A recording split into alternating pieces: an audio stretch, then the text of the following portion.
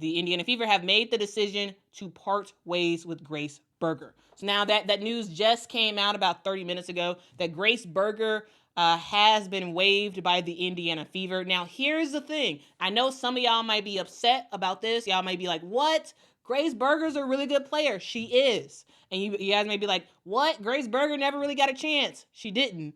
And you may be like, well, Grace Berger can be an impactful player next year. She could have been. However, I am of the mind that when teams waive a player this early in free agency, it is a kindness. Now, I don't want people to just be all negative Nancy about the news, but here's the deal. Grace Berger is not a proven player in the WNBA. She's not. Yes, Grace Berger was really, really good at Indiana in college. Really, really good, right? She is someone who, yes, I do see a future in the WNBA for Grace Berger.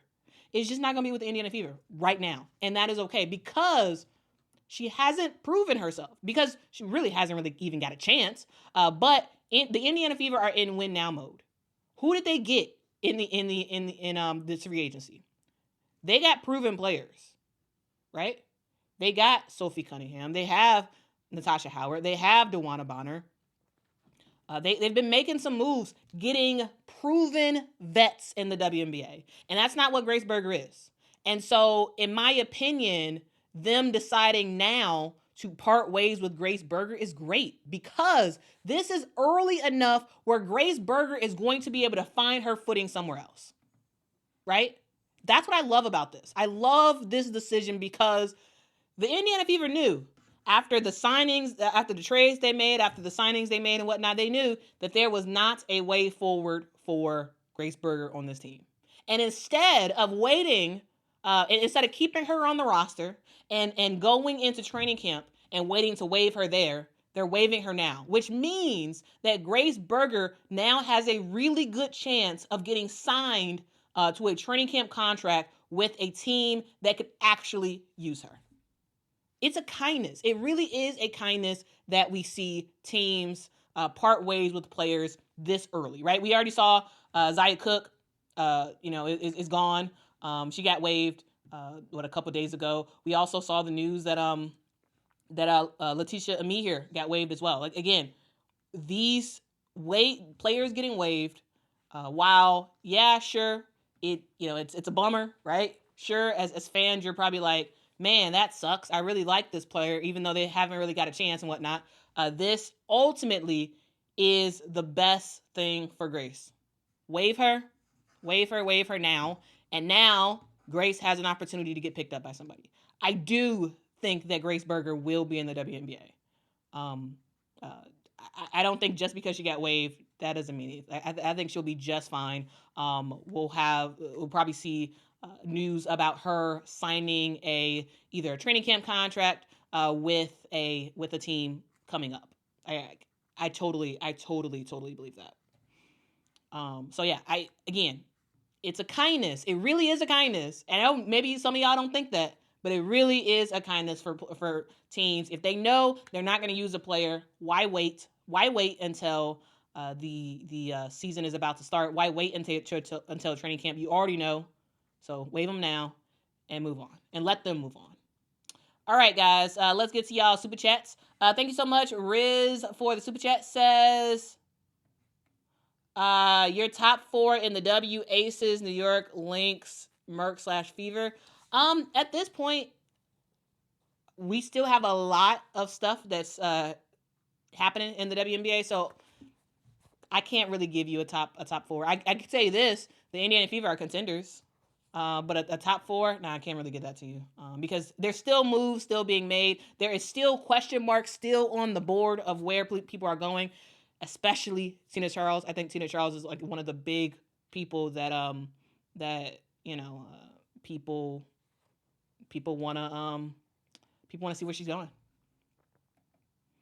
Yoda, thank you so much for the super chat. Says, do you think they will load management with Bonner? Yeah.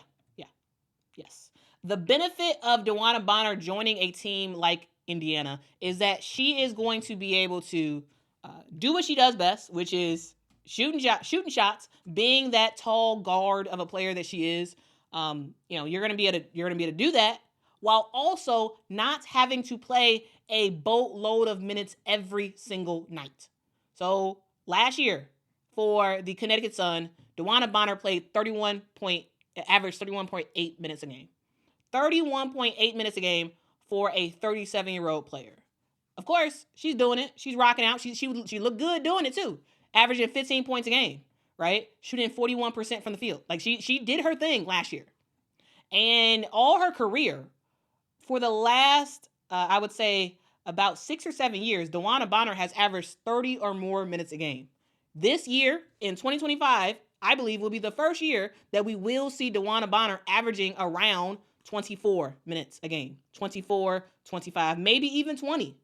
Because the players that Indiana has on their roster, they will absolutely use DeWanna Bonner, and DeWanna Bonner is going to be huge. However, she's not going to have to help to carry the load as much as she did. The reason why she played so much for the Connecticut Sun is because Connecticut struggled in terms of scoring, right? Defense, Connecticut had it on lock, but scoring wise, they did struggle a little bit. And so making the move to get DeWanna Bonner on a team that has shooters, which means that you don't have to rely on DeWanna Bonner as much. Of course she's going to score. Of course you're going to need her to shoot threes. Of course you're going to need her to do those mid-range jumpers, right? Of course you're going to need her to be the player that she is. But will you need her for 30 minutes a night? No. And I think longevity-wise, this is great for DeWanna Bonner because, 30 plus minutes a night when you're getting up there in age is a lot. It's quite a bit. And so I think this is the perfect fit for DeWanna Bonner.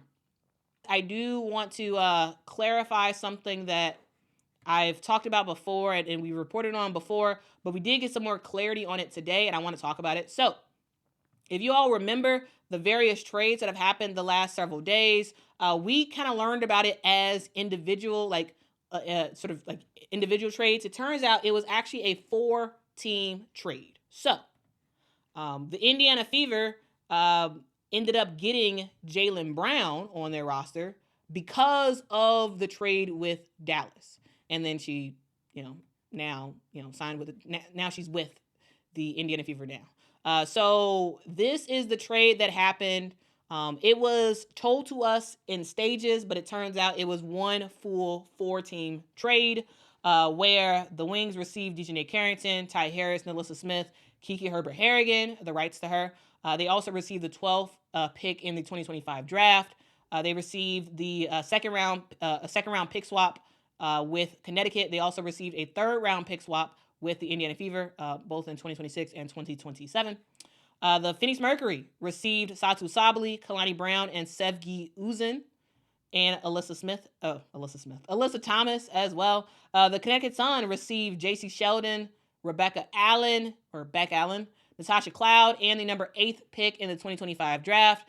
And the Indiana Fever received Jaylen Brown, Sophie Cunningham, and the number 19th pick in the 2025 draft. Okay, so that is fully what happened. So in the past, remember a couple days ago, we were talking about this as first a 3-team trade and then a 2-team trade. Turns out it's actually a 4-team trade.